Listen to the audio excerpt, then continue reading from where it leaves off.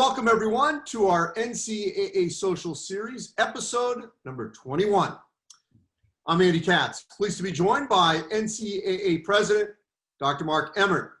Mark, there is so much going on, and I want to keep this focused to all the COVID-19 related issues with students and student athletes. That's what everyone is dealing with right now, on campus, off campus. So let's keep this focused to those main issues right now. And I want to start with when we started this 21 weeks ago, right after the NCAA tournament and spring sports were canceled.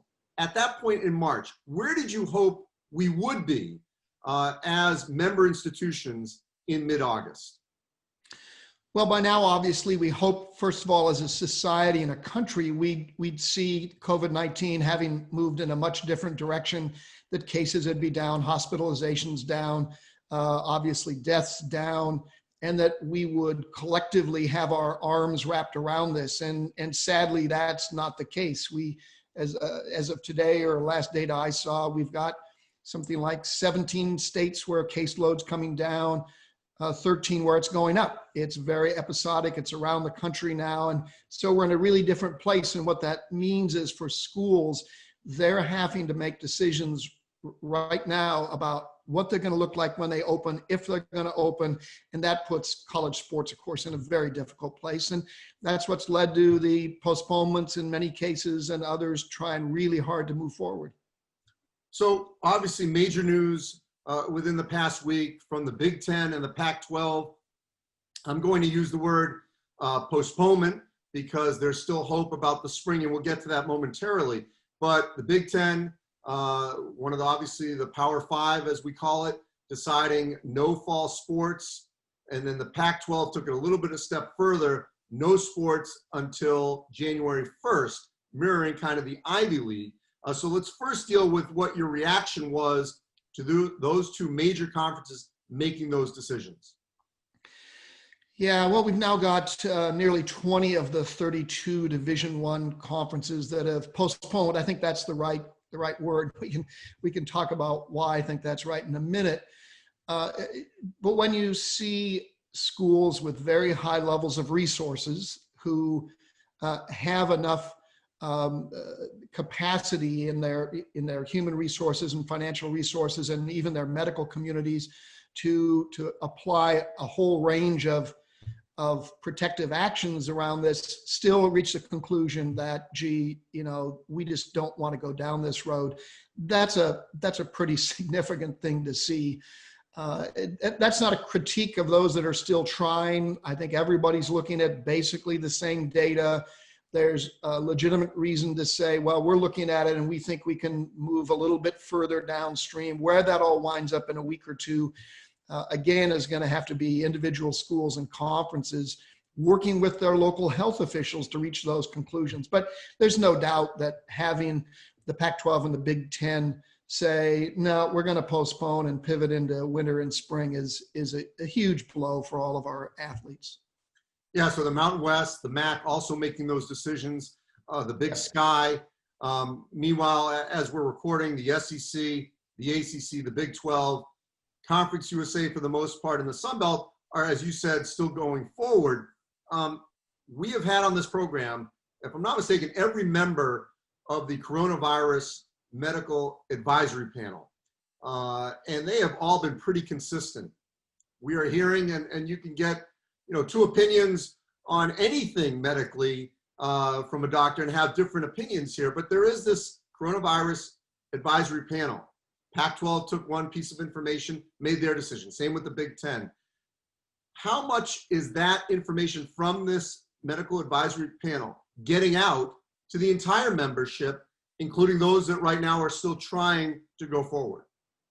Yeah, well, first of all, our Chief Medical Officer, Brian Hainline, who's been consistently on this series, has been working with the medical advisory groups from across those conferences, especially the Big Five. So they've been all meeting collectively. They've been sharing views, sharing data, sharing the most recent research and best practices. And I have to say, that the schools have been doing a remarkable job. They've been throwing a ton of resources and science and energy at these problems to make sure they're doing everything possible to protect and support student athletes. And you know, that again, the virus is affecting different parts of the community in different ways.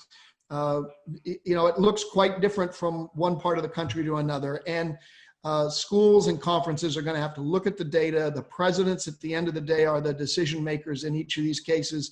And they're coming to different conclusions, at least for the time being, about how much longer they can be patient and they can see where the trends really go. I mean, how much are member institutions, athletic departments, essentially dealing with the same kind of information and decisions that school systems and states are dealing across the country, where there has not been one answer, one unified voice, that one state may make one decision and another may make another? Then that's essentially what is happening within the membership. Well, that's exactly right. And as you look at what's going on in K-12 education, what's going on with policies around bars and restaurants, you know, it differs around the country. Everybody's looking at similar data. All the medical advice is in general about the same, but people are reaching different public policy concerns and making different choices about what they can or can't do around some of these issues. There's a yearning from everybody to have one person have one voice and make one decision. And the one thing we know about that is that one decision would be wrong because we need lots of decisions to be made, and they've got to be made locally, and they've got to be made in conjunction with state and local health officials. Well, I can tell you as a parent, I'm seeing this firsthand, you know, with a daughter going to Northwestern right now. They can go to school. She has friends that in the Northeast where we're actually doing very well COVID related, and those schools are not having students in person. So, you know, clearly it just depends where you are in the country. Different institutions and presidents are going to make their own decisions based on their local health officials. The mental health aspect, and, you know, I don't want to gloss over this, but I want to get your opinion on this, because this hit hard for a lot of student athletes that have worked hard for this moment, for this season. What is the NCAA doing in that regard to try to make sure that there is help out there if needed, you know, for a lot of these student athletes who either lost their season or are going to have to wait to see if it happens potentially in the spring? Yeah, the last thing we want to do is gloss over mental health issues. I worry profoundly about this. Sports, as you and I know, are at the center of these young men and young women's lives. And we want it to continue to be, frankly. You know, if we think about what's going on this fall, rather than thinking about it as a canceled or lost fall, let's instead think of it as a pivot toward winter and spring. And let's use the fall to focus on the physical and mental health, the academic success of our student athletes. We can't reduce at the school or conference or national level, we can't reduce our commitment to these young men and women just because we can't have fall championships in the NCAA this year because there's not enough schools. That's not their fault. We got to make sure that we can be flexible in our rules so that they can still continue to have contact with their coaches, with their athletic department. That's, for most of them, their psychological as well as physical home. And we got to be supportive of them. Let's not think of this as it's done and over, that's right off the fall. No, we need to think about how do we use the fall to support them and everything they do. Keep them physically fit, keep them trained, keep them ready to go for whatever's going to be next in the fall, in the winter or in the spring. And, you know, that leads into what we can do in the spring for fall sports. And we've got to find ways to provide opportunities for these kids. Yeah, I just want to go back to that point you just raised about the fall, because this was another thing that drove me crazy over the last week, where if we're not going to have games, well, then everyone's going home and they're not as safe at home as they are on campus. Look, you know this better than anyone. If there are students on campus, there will be student athletes on campus, whether or not there is competition. And the same protocols have to be met so that virus doesn't spread within that community, and the same testing and all that. One of the big issues, though, in terms of testing that was out there, and And I've talked to many an athletic director throughout the course of these last 5 months. And on these panels that we had here, there was an assumption that we would get to a point of much better rapid testing, within 72 hours, within 24 hours, 15 minutes, an hour. What's your hope that by the time we get to December or January, we're going to be in a much better position testing wise to be able to have competition for sure in the winter and spring semester? Yeah, I'm actually pretty optimistic given all of the brain power and energy and frankly money that's being put on the testing issue in the private sector as well as the public sector, that we're months away, not days or weeks, but some months away from having much higher quality antigen testing in terms of its reliability, much greater availability of those tests, and at a cheaper price point. And if we can get there, then as we move into the winter, we can do much more testing. We can do it frequently. We can do it daily, in the perfect world. And it's turned around in 15 minutes instead of 15 days. Right now, the PCR exam, as you well know, that test is still the gold standard. But in a lot of the country, that's still 3, 4, 5, 7 day turnaround. Well, in the life of a college student, that's an eternity. So we've got to get better, and I'm optimistic we can. We're not there right now, but I think we can get there. So I want to get to the spring athletes and the championships here momentarily, but I want to go back to this point of the way the NCAA is structured and why college football at the FBS level, not the FCS level, that was the Power Five and the Group of Five, is just different, and people, for whatever reason, still don't understand this. I got friends in the media that don't cover college athletics that still don't get it. Explain, please, in the Cliff Notes version here, why the Indianapolis headquarters of the NCAA does not control major college football in terms of its competition. Yeah, so everybody wants to use the analog of the NFL or anything else. A few quick points. One, this is American higher education. American higher education has never spoken with one voice and never is going to do that. That's maybe unique to America. You can say it's good, bad, or otherwise, but that's just the way it is. Every campus gets to make its own decisions. That's how we operate. Two, the NCAA has never had oversight over the bowl games or postseason play in the highest level of football. Even when back in the 80s, when there was a single TV contract, that had some level of control over bowls and the like. But the postseason play in football evolved organically over literally 100 years. The seasons would end, and then there were these bowl games, and there never has been an NCAA playoff like we have in FCS football and every other NCAA sports. So it only made good sense that FBS postseason play would then be able to evolve on its own basis. So the college football playoff and the old BCS is nothing more than a series of contractual agreements among those 10 conferences to say, let's talk about how we want to end the year. And they came together with this model, and it works remarkably well. I get that people want simple answers. I get that it's frustrating that some conferences are playing and some aren't. Right now, that's just the way it has to be to do this inside college sports. That's not right or wrong or better or worse. And when people say, well, if we just had a czar that'd come in and say, we're going to make a decision, that'll be it. History, if it's taught us anything, people love the concept of a czar. They hate czars. All you got to do, by the way, I was a Russian studies major. Oh, there you go. The czar era did not end well. Little sidebar. Well, authoritarianism is a really fun concept. It just sucks when people actually have to live under it. And so, sure, it's fun to talk about, but nobody that ever advocates it actually lived inside it. Yeah, so just to be very clear here, you could not tell the SEC, as you, Mark Emmert, or any NCAA president, you can't play college football. That's correct. We have no authority to do that.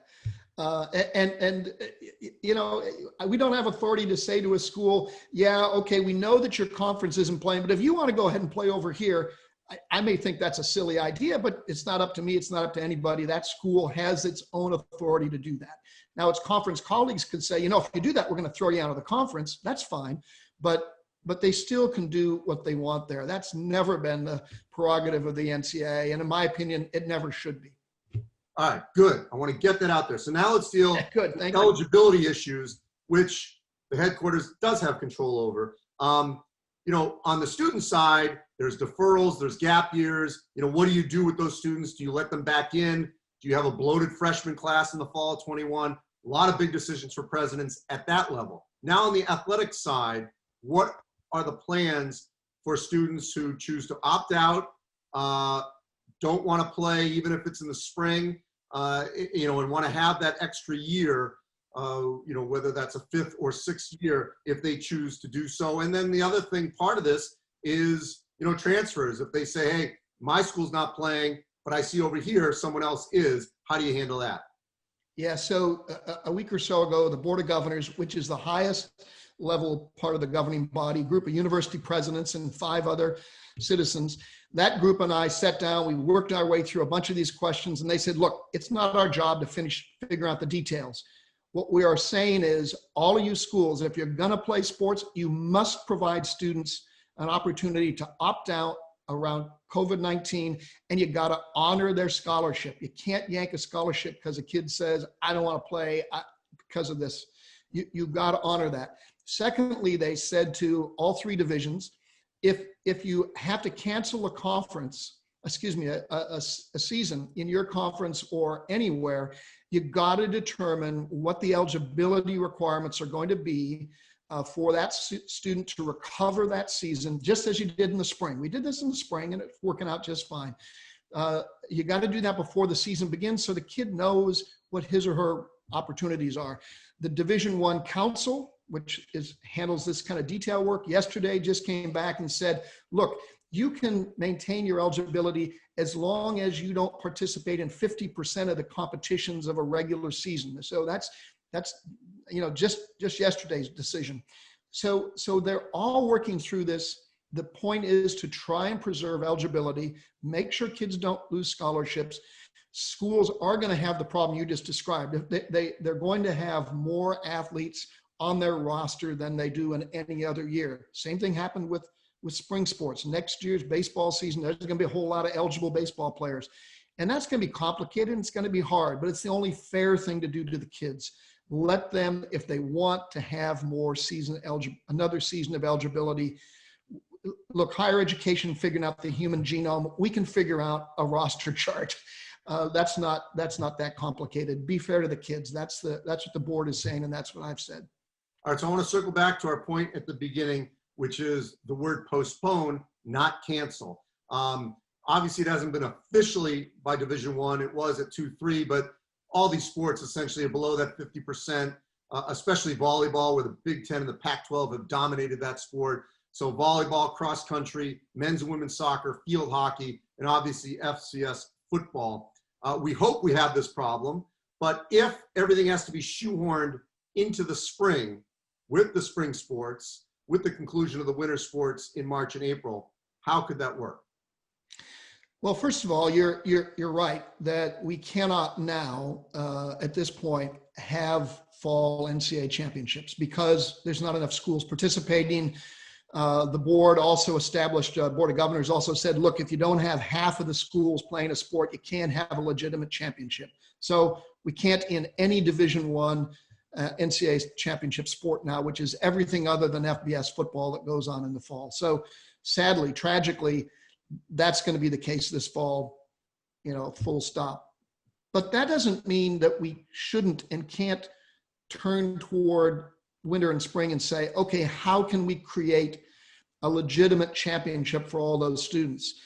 My staff's been working hard on it, been talking to a lot of commissioners, all the commissioners, all 32 of them in D1, and there are ways to do this. I'm completely confident that we can figure this out. If schools and conferences want to move forward and try and have, and more than half of them want to do it, and that's surely the indication right now, then let's do it. We can use the fall, as I said, to keep kids healthy, keep them engaged with their coaches and their athletic departments, focus on their academic success, work with them and let them practice and stay ready to play. Then let's go compete at that time. couple things have to occur, Andy, and there's one that's really, really important.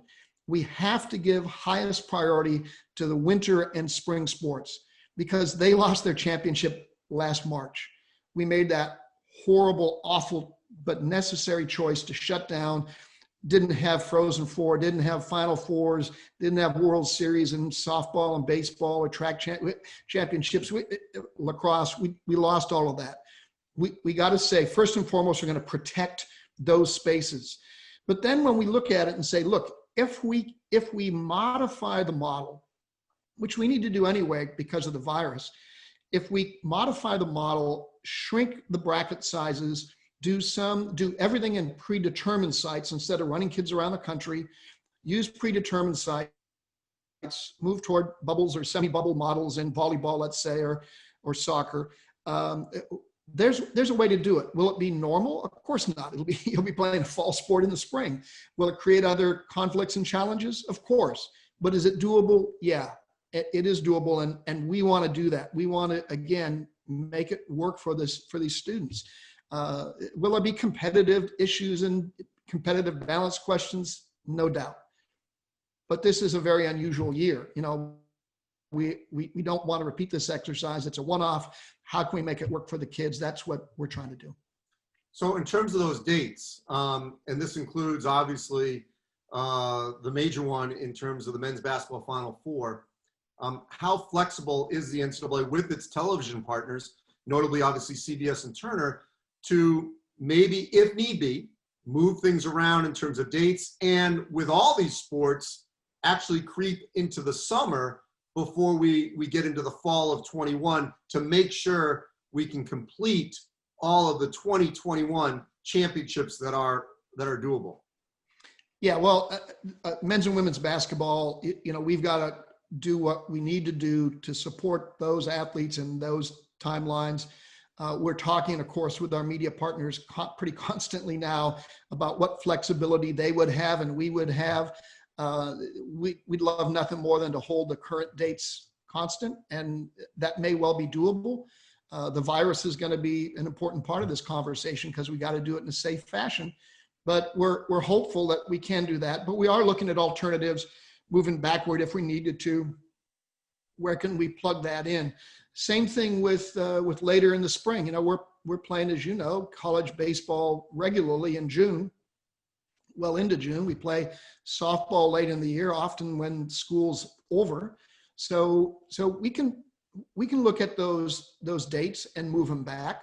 When it comes to working with media partners, it also means that we may have things on TV and days that of the week that we wouldn't normally be playing them on. But that's not inherently bad. We can work our way through that. This is mostly logistics and healthcare and media time. These are not insurmountable problems. They're hard, but they're not insurmountable. One last thing, and you mentioned it, and obviously we're seeing it work with the NBA, the WNBA, MLS, with this bubble concept. They're professionals, and so we know that. And as we've said, the NCAA controls the postseason and everything but FBS. Big if, but if we are in a position where we still need to think about a bubble concept by the time we get to late March into the spring, where you could have the students virtual, because a lot of schools still could be, who knows, but create a bubble championship where everyone goes to one site, you're tested and all that, and you stay there, and then people leave as they lose. What's the possibility of that for championships as we get later into the academic year, but earlier, if you will, into 2021? Yeah, I think it's perfectly viable in many sports. It's harder in FCS football, for example. But if you had smaller brackets, so starting with 64 teams is tough. 32's okay, that's maybe a manageable number. 16's certainly manageable, but you got to figure out again those logistics. There's doubtlessly ways to make that work. Joni Comstock, our senior VP for championships, and Danny Gavitt, who oversees basketball, they're working on all that really, really hard right now with all of the conferences and the oversight committees and the champs committees to see what that would look like, how you can manage the economics of it. It's obviously expensive to do that. But we're not going to hold a championship in a way that puts student athletes at risk. If we need to do a bubble model and that's the only way we can do it, then we'll figure that out. And the last thing I want to end, I mean, hopefully on a hopeful tone, Mark, is that, you know, obviously it's going to be hard times at universities across the country at all levels, not just in the athletic department, certainly without having sports.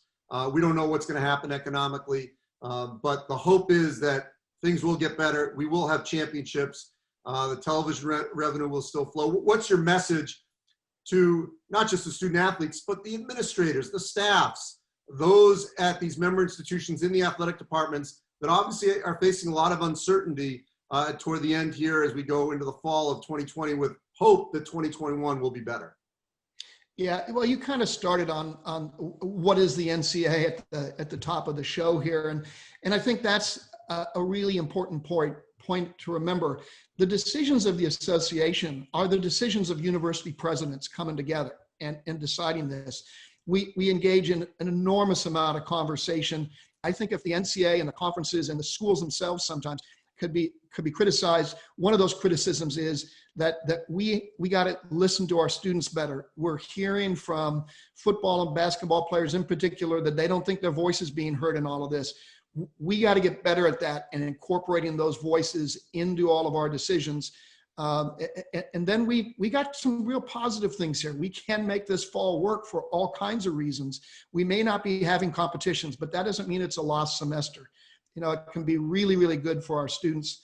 And then we can figure out how we do competitions and how we do championships in the winter and spring.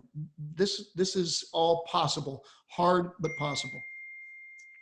Dr. Mark Emmert, NCAA President, as always, appreciate your time here on our NCAA Social Series, episode 21. You can go to ncaa.org/social series. We've got all of them archived, and we've been talking to the Coronavirus Medical Advisory Panel throughout the course of this pandemic. You can find all that information that's now out in sort of the general mainstream media. We've been discussing it right here on this show. As always, we appreciate your engagement, your time. Stay safe, everyone. We'll talk again next week.